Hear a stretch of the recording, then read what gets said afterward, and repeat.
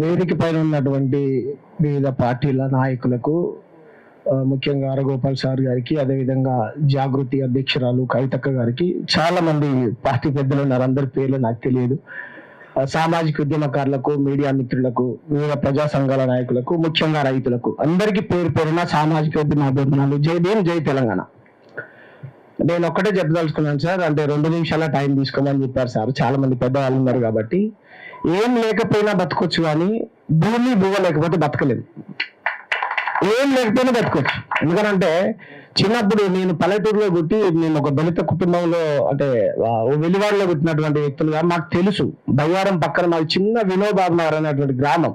Water packet కొనుక్కెళ్ళి మా నాయనమ్మకి ఇస్తే water packet కూడా అంతటా ఆరబిడ్డాను అనేది మా నాయనమ్మ.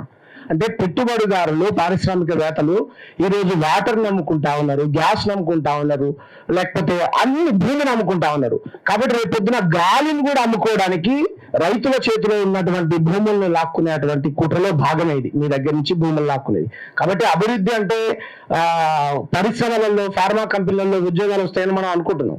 మీరు చూడండి, హైదరాబాద్ చుట్టుపక్కల ఉన్నటువంటి ఐడిఐ బొల్లారం కానీ, జీడిమెంట్ల కానీ, అదేవిధంగా చర్లపల్లి కానీ, ఇవన్నీ కొన్ని వందల సంవత్సరాల కింద పల్లెటూర్లు. ఇప్పుడు ఏమైపోయినాయి, ఆ ఊర్లలో ఉన్నటువంటి వ్యక్తులకు ఉపాధి లేనటువంటి పరిస్థితి.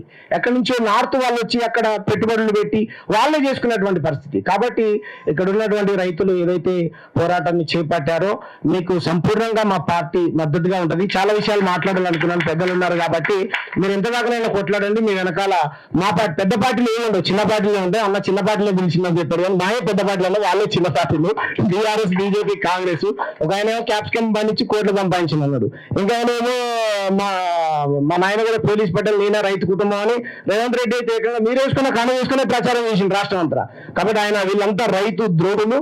మీ ఓట్లు కావాలి తప్ప మీ ప్రయోజనాలు, మీ భూములు వాళ్ళకి అక్కర్లేదు.